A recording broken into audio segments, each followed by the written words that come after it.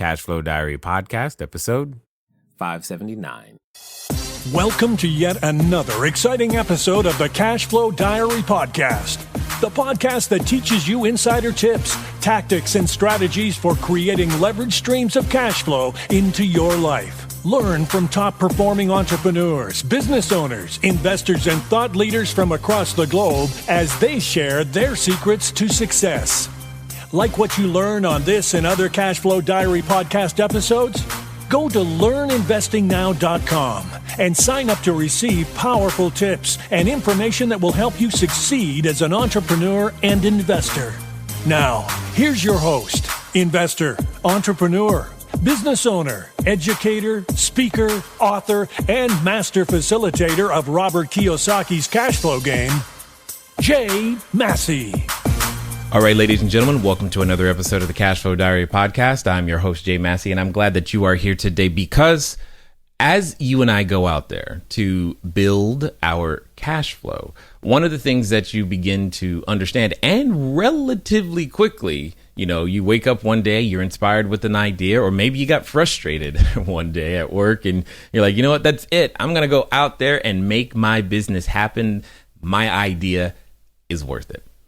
Quickly, you are smacked in the face with an understanding that you do not possess every skill that you need in order to make your idea, your business grow.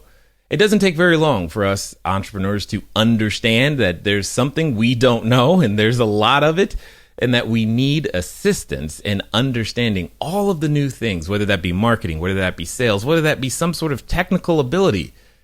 All of us are lacking skills in something that require us to become a bigger, better version of ourselves so that our idea, our product, our passion can come to life.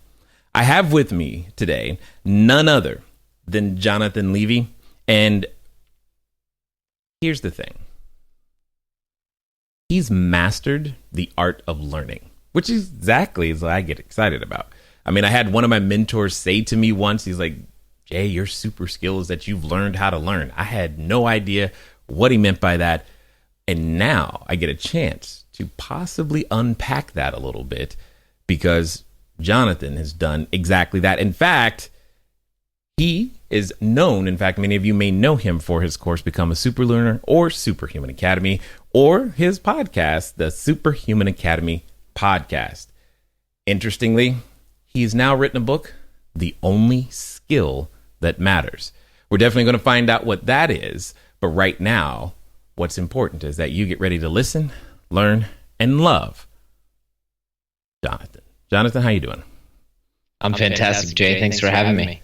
I'm glad that you are here because you actually represent a topic that's interesting to me. I mean, the skill of learning is kind of unique. And yes, I want to talk all about that. But this being the first time that you're here, I have to ask you the same question that, that I ask everybody else the first time that they're here. So you ready? Yeah, absolutely. All right. I tend to look at today's entrepreneurs a lot like yesterday's superheroes, like Black Widow, Hulk, Wolverine, etc. Because I think entrepreneurs and superheroes have a ton of things in common. For example, as a superhero, I can imagine myself, flying around town, using my powers, saving our customers one sale at a time. But also, superheroes have a beginning. If you think about Spider-Man, for example, there was a time where he was just a kid going to school, doing his thing, not paying much attention to anybody other than Mary Jane, taking some photos. Then one day he gets bit by a spider, discovers, oh my goodness, I have a superhuman ability. And now he has to choose. Do I use this for good or for evil? So my question to you is as follows. Before Superhuman Academy, before your podcast, before becoming a super learner, before understanding that you had this special skill, and even before all of your books, including The Only Skill That Matters, what we want to know is, who is Jonathan Levy? Yeah, that's a great question. So Jonathan Levy is a kid who grew up in Silicon Valley and always was meant to be an entrepreneur, although I think he didn't realize it at first. a kid who was bright but struggled to learn the way that other people seemed to learn in the classroom or outside of the classroom. And just someone who's passionate about building things, honestly. Recently, I've been working with a coach to just rediscover my own passion in my own business, because I think, as you know, Jay, it's a lot more fun to start businesses than grow them or manage them for those of us who are entrepreneurs and quick starts. And I've really started to identify with this title of the fact that I'm a maker, I'm a creator, I'm someone who loves to build stuff and solve problems. And fortunately for me, my whole business is around solving people's problems and helping them get to that next level, as I'm sure you can relate to as well. So, I'm an eclectic, I'm a weirdo, I'm a 8 quick start on the Colby scale, which I imagine most of your audience is around there as well. And I'm just a passionate learner as well. I'm someone who really believes that learning is the most important thing a human being can do. And I try to live that every single day. And I'm also a dedicated husband and son. I like it. Yes. It's funny that you mention the Colby because in my head, I when I first took that, I was like, oh, cool, I got a 10. What does that mean? And it told you, congratulations, you got a perfect score on the Colby, right? Right. That's kind of what it is. So I often take our staff through that process to help them understand that this is just how I function. And you guys are here to balance the rest of this crazy, because I will create a mess and start 12 things at once, because that's just how I'm built, and it's fun that way. But you said something that I want to unpack and understand a little bit. You said you struggled to learn the way other people seem to learn. What do you mean by that? Yeah, well, I think I knew, and my parents knew, that I was a fairly bright kid. I mean, I grew up speaking 2 languages, and I could hold a conversation, and I had hobbies and stuff. But when it came to the classroom, I struggled a lot. One of my first memories from school was learning to read the hands on a clock, and all the other kids got it, and I had to go in at lunch and at recess because I just couldn't, it wasn't clicking for me. And that kind of continued with a ton of other skills in school. I couldn't pay attention in class, and I couldn't learn the way that I was expected to learn sitting still in a classroom and being talked at. So, the only way I got through high school and university was I had to be medicated just to sit through the curriculum. And I came to learn eventually, thank goodness, that the problem isn't me. The problem is the way that we learn. No one learns effectively. Some people can cope better than I can, certainly, but no one learns effectively being talked at or reading boring textbooks. We learn effectively by training our minds and actually learning how to use them properly. Got it. Now, and just so that I make sure I heard that correctly, you said you had to be medicated? What do you mean by that? Yeah, I was on prescription ADD medication for most of my young life. Again, just to be able to sit through class, just to be able to keep up. And it didn't help me with my memory, as anyone who has taken these drugs will tell you. It doesn't make you smarter. It just allows you to kind of sit still and pay attention, and it gets rid of some of that 8 quick start. But, the sin of it was that I still forgot everything the minute I left the exam room, like everyone does, every student out there does. I got really lucky. When I got accepted to business school, I knew that my old trick of just taking a whole bunch of medication and catching up with what everyone else had been able to understand in class, I knew that wasn't going to work, because I had to network and build relationships and go to all kinds of events.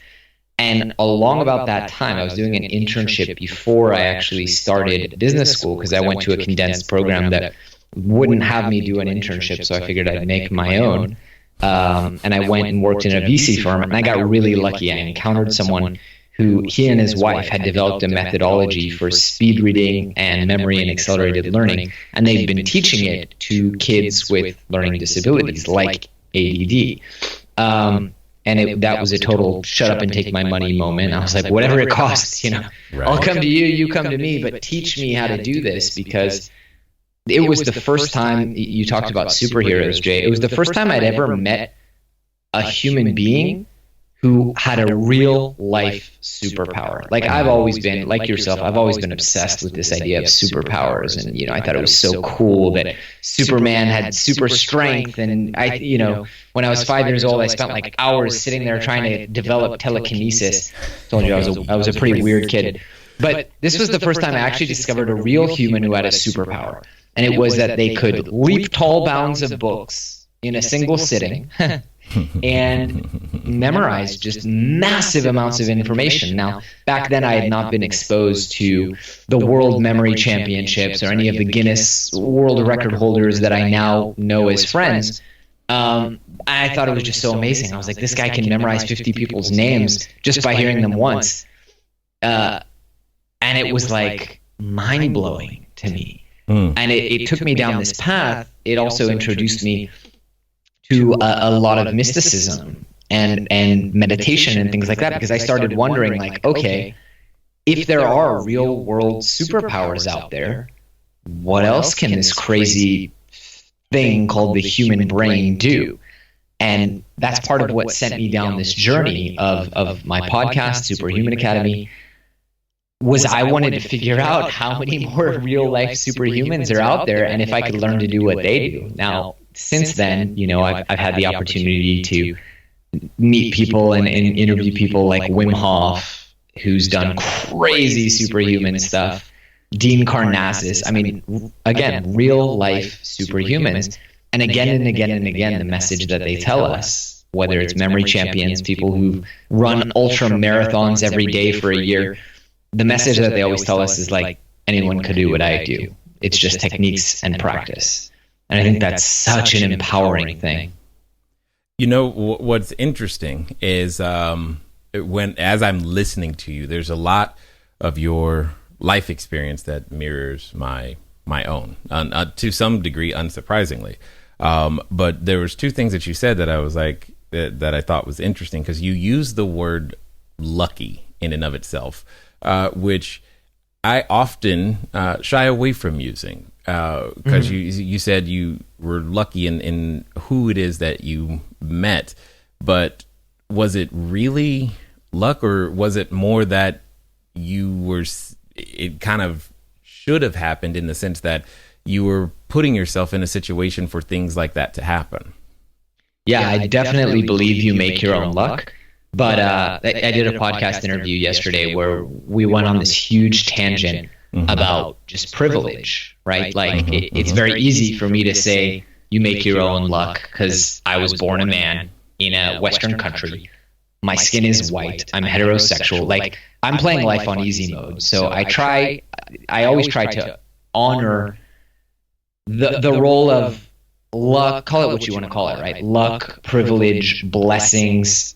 I have all of them in spades. And at the same time, I've had my fair share of hardship. I contemplated suicide the first time when I was 13, and it continued for many, many years to contemplate it. History of depression. So I think we all have blessings and we all have things working against us. But yeah, I try to, every single day I journal about the things that I'm blessed to have and the things that I'm grateful to have, because I try to acknowledge and be outwardly cognizant of the fact that I have a lot of blessings and there is a lot of luck, divine providence, again, call it what you want to call it, involved in my story. Yeah, no doubt.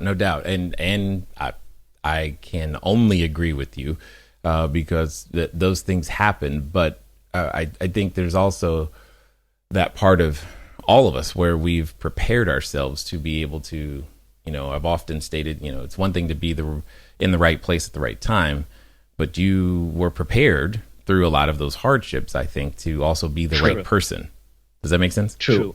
Yeah, absolutely. And, I'm a big believer in the law of attraction and everything, and that you can will things into your life. But, as the saying goes, the law of attraction only works when you implement the law of action first. It's like you can conjure things, people, mentors, ideas, resources, money, all these things you can conjure into your life, but it's not going to happen sitting on the couch, right? I'll give you a perfect example, which also has to do with learning, right? I was single for 9 years, and part of that was because I was in a pretty unhealthy relationship prior to that, and it left some scars and wounds that I think I didn't realize how serious they were. But eventually I turned 30 years old and I said, enough. Like, I want to be a dad. I want to be a husband. I want to have love in my life.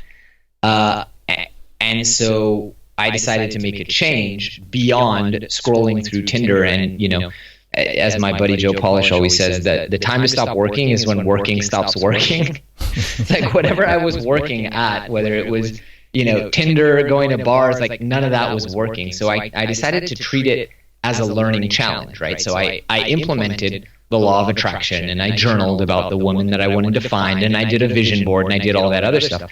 But I also implemented the law of action, and I started doing a lot of self-work and going to coaches and counselors and learning about, what it takes to be in a healthy relationship, and learning about what it takes to attract a healthy relationship. And at the end of, I think it must have been about 6 months, I met my now wife. And it ultimately came, when I say learning is the only skill that matters, I mean it. Like, there are very few things in this world that I believe you can't achieve through learning. Dunking a basketball might be one of them if you're like me and you're 5'9" on your best day. But the rest of them, whether you want to start a business, whether you want to expand your business into new segments, whether you want to get that next job, that next promotion, get accepted to that great school, create a family, be a great dad. I mean, I could just go on and on and on, play musical instruments, pick up a new hobby or language, heal past traumas.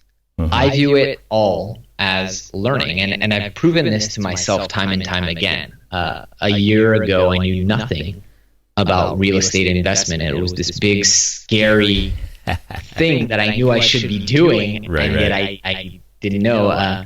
In a couple of weeks, knock on wood, I'm currently in escrow on a $3 million commercial property. Awesome. Pretty good, pretty good for 1 year of learning and leveraging. And so, I have a belief that whatever challenge you're facing in life, the difference between excitement and anxiety is just knowledge. I like how you said that for sure. My friends, associates, especially my wife, make fun of me because they're like, anytime like I encounter something that I don't know, they're like, we know that if we just give you like 3 days or something, you're gonna go study it, come back and be like the master and start teaching it. And they make fun. I'm like, what are you talking about? I don't understand. But like you, I like learning, so it's a very attractive thing. And by the way, dunking a basketball is absolutely fun. And I know that might not be an experience you've yet had, but it is fun. I'm telling you, there's nothing like it. But do you think if you can tell me I can learn it? I've been saying that for years. Like, it's a funny joke we use in our marketing materials. Like, we'll teach you how to learn anything except dunking and basketball. But if you tell me there's a possibility, Jay, I might come out there, man, and train with you, and I'll prove that you literally can learn anything. Yeah, well, you can. And the question really becomes if Spud Webb, one of the shortest individuals in the NBA ever, to play, could figure it out, so can you. It can be done. However, you make a point. Is it worth the time, the effort, the energy? I don't know. That's a whole nother story. But yes, it can be done. It has been done. That's a non-issue. But what I'm interested in, though, is that there had to be this time. I want to know about it's what I like to call that superhero moment, that awakening, that moment at which you realize I have a superpower and I should share it with other people, because for many who are listening, they feel like they have something special. They want to, they think other people will benefit from it, but they don't necessarily take that extra step to begin sharing it. And you did. I want to hear about what was that transformation like, and decision like, and like the first time you hit publish on that course where you're like, oh boy. Yeah, it's actually a really funny story. And I kind of believe, like, we're marketers and we're entrepreneurs, and everyone has their kind of hero's journey, right? And so we go back and we arrange. It's kind of like Steve Jobs said, you can only arrange the points looking backwards. So we go back and we arrange the story, and we pull out these key moments that were like, in my book, I talk about the moment where the principal came into the classroom, and it's a true story, and just scoffed at me, because I was trying to learn something during silent sustained reading. And he was like, you're never going to be able to learn that. You're the dumbest kid in the class, in not so many words. But in reality, I think, like, it's never one moment, right? It's a series of moments that culminate in that big moment. And so my moments were obviously struggling a lot throughout my academic career, whether it was before medication, after medication, even on medication. I had to change my major 3 times at Berkeley because I couldn't keep up with the workload. I couldn't keep up with the workload in anthropology. Like, what does that say, right, about my academic skills at the time? But one of the big moments, a couple of the big moments were in business school. I had a lot of these very funny encounters where, we'd be in a group and they'd pass out the case study, and we'd all be like, all right, let's spend 20 minutes reading it. And then I'd read it because I'd been trained in speed reading, and I'd close the page and people would be like, come on, man, read the case. And I'm like, I read the case. Or there was an exam where I left an hour before the deadline. And people were like, oh man, why'd you give up on the exam, man? I was like, I didn't give up, I finished. So there were a lot of those instances, and people would come up to me and say, hey, can I take you to lunch, and can you explain to me the speed reading thing? Which made me realize that there was something there. Now, I actually didn't plan for online courses to be my business. It's funny saying it now with almost 300,000 enrollments. Right. I had a startup idea out of business school that I was really excited about, passionate about. And so for the last semester of business school and 6 months after, I just worked on that. I checked out of my studies and just focused on that. And it didn't work out.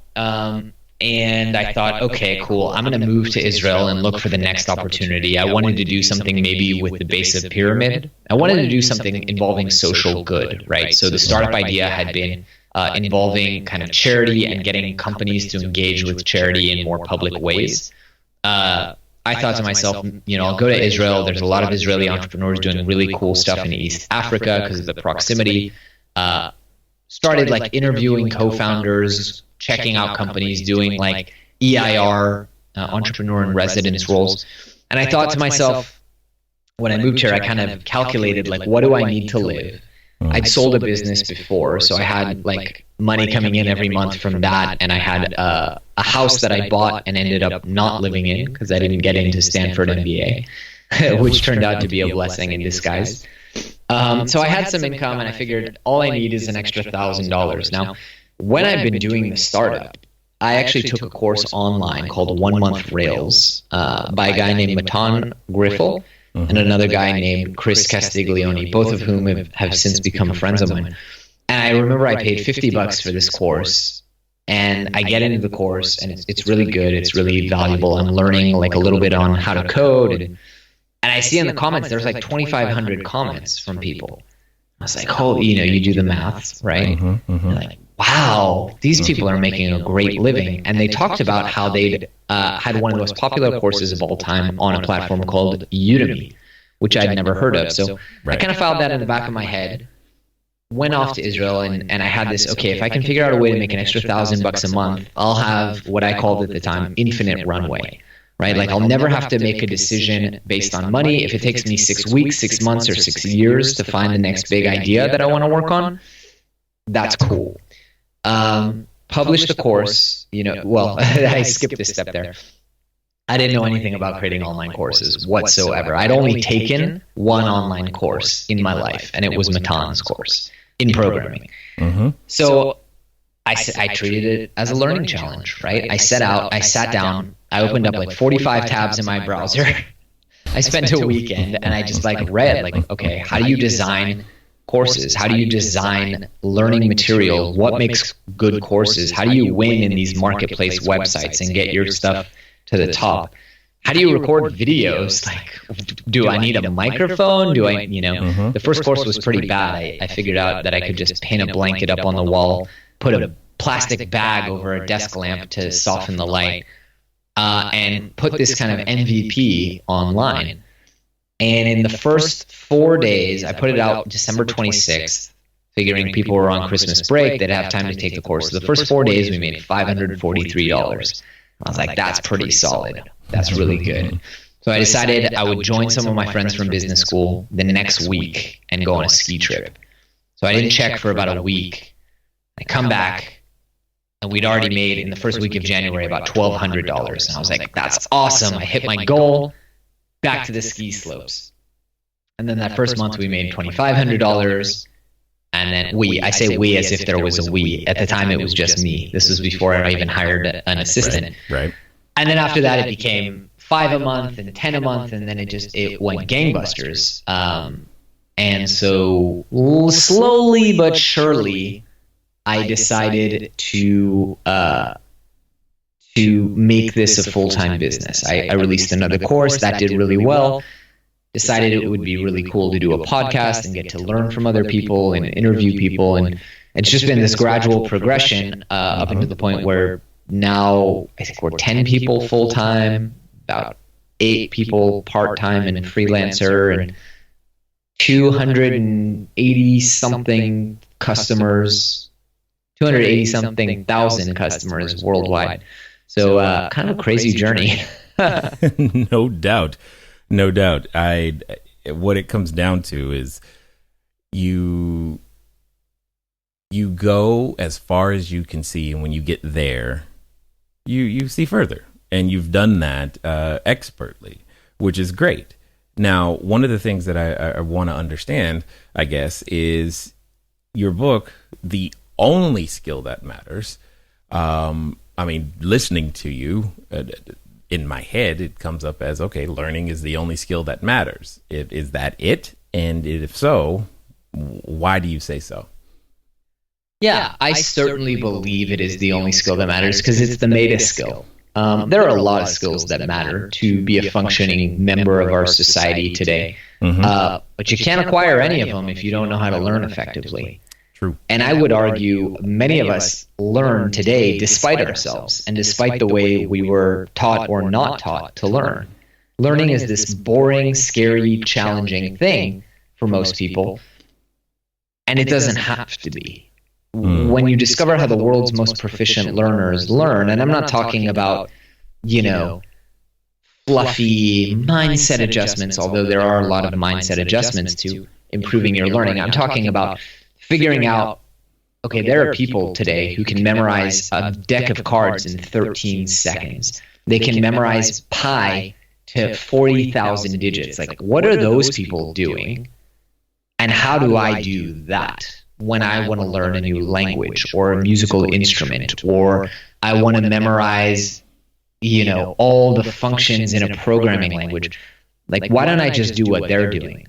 And it turns out, study after study has actually demonstrated that if you look at the brains of these memory experts and people who are setting world records, their brains are actually not structurally different from yours. They don't have any genetic advantage. This is unlike the Olympics, where Michael Phelps, his arms are just longer than yours, and they're disproportionately long to his body, and therefore you'll probably never be faster than Michael Phelps in a pool.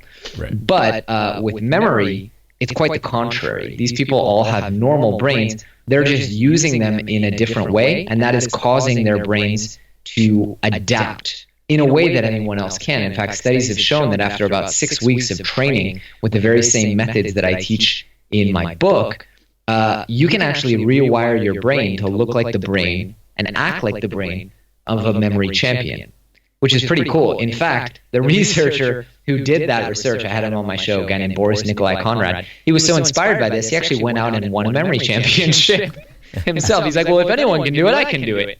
And he did. That's funny. So then here comes, I guess, the $1 million question for a lot of people listening. Are entrepreneurs who choose not to, or maybe haven't chosen to, or are just now awakening to the idea but haven't yet done or tried to practice these things, would you consider them to be at a disadvantage in some way?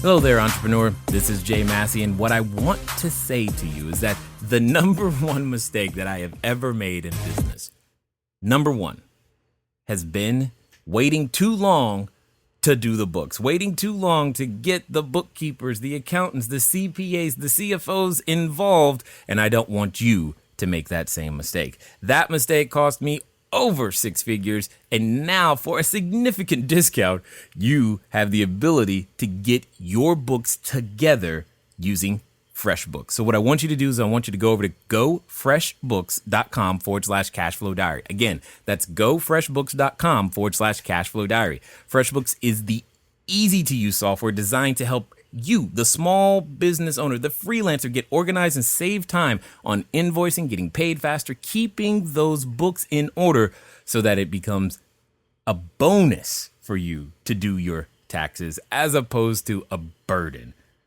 Go over to gofreshbooks.com/cashflow diary and get started today. And now let's get back to the rest of the story. No, I mean, I always tell people, unless you are dropped on your head, you're not at a disadvantage. And then I actually had someone join one of my webinars. He's like, I actually was dropped on my head, and I take offense. I was like, all right, let me rephrase. If you tied your shoes this morning, you're not at a disadvantage. Yeah.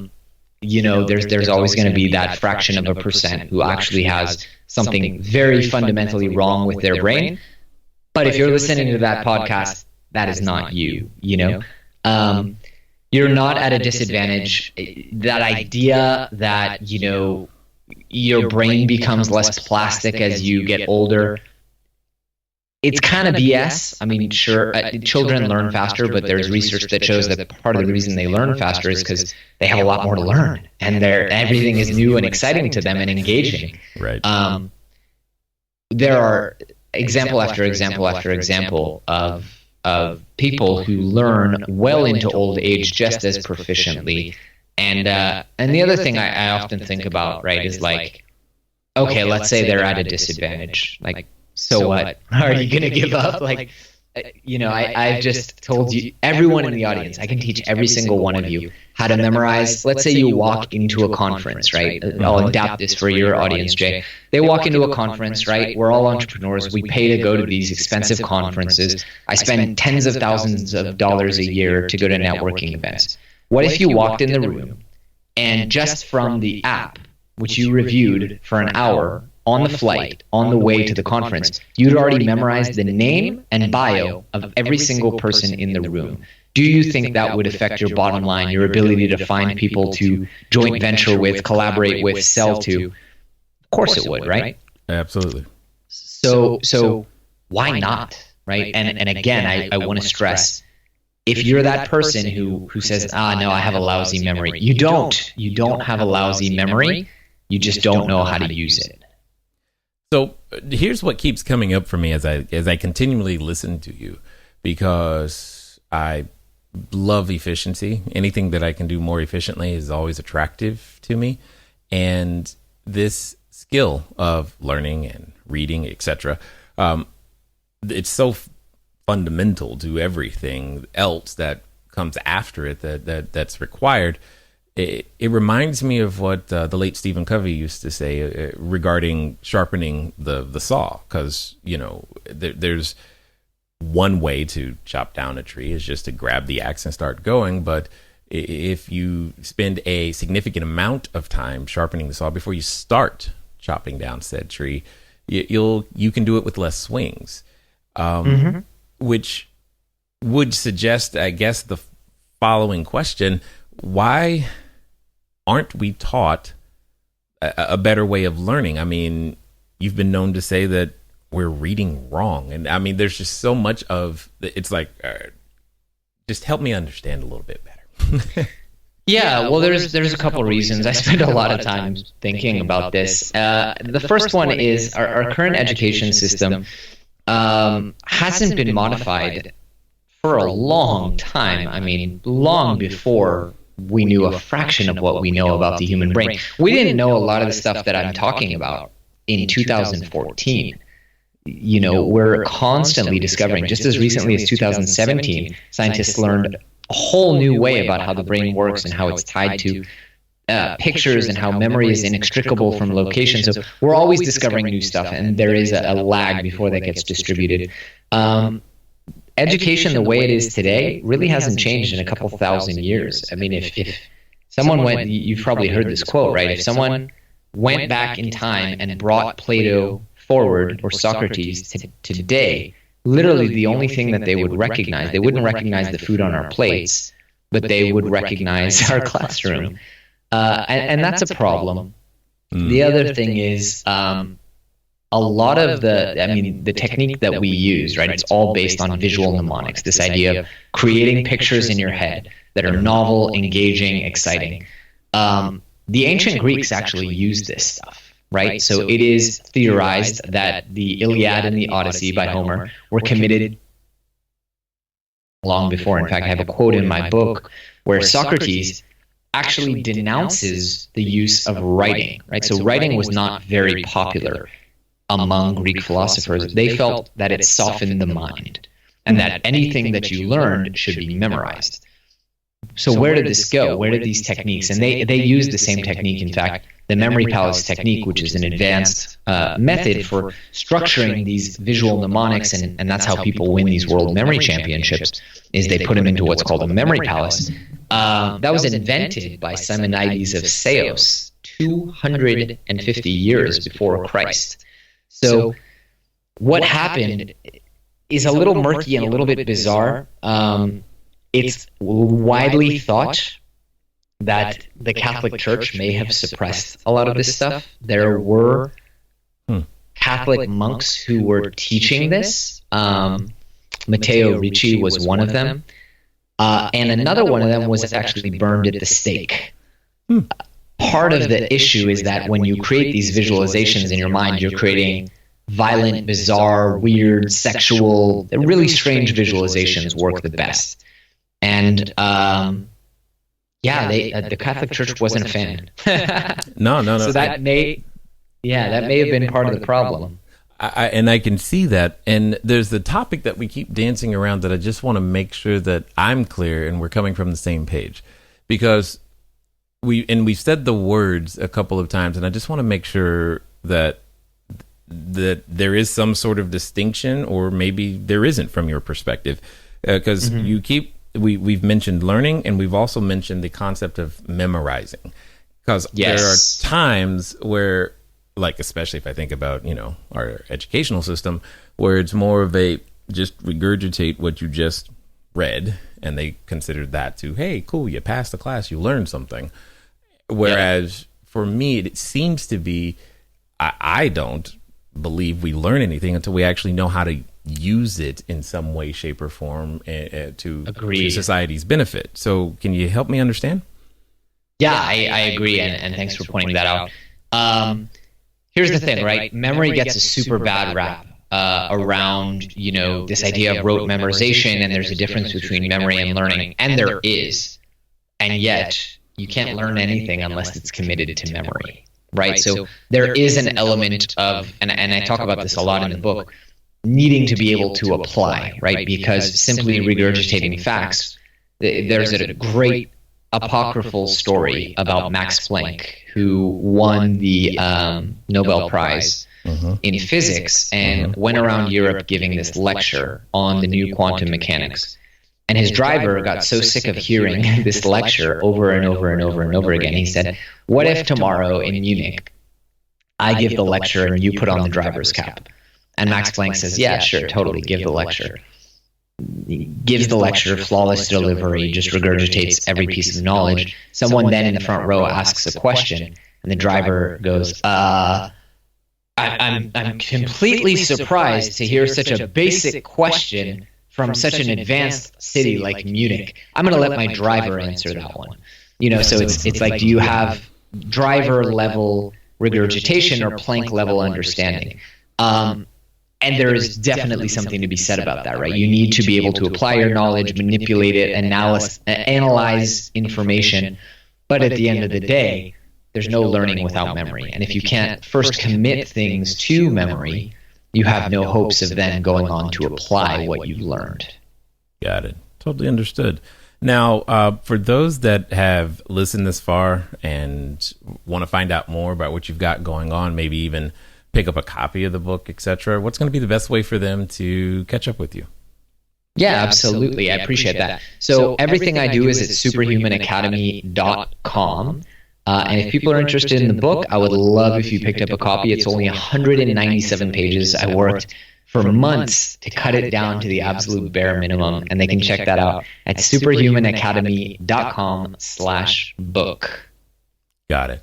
Now, as we wind down, I've got a final question for you because I'm really curious to hear your answer on this one, because I think it's going to be a different than the hundreds of times I've asked it before in hearing something. So I'm expecting something unique.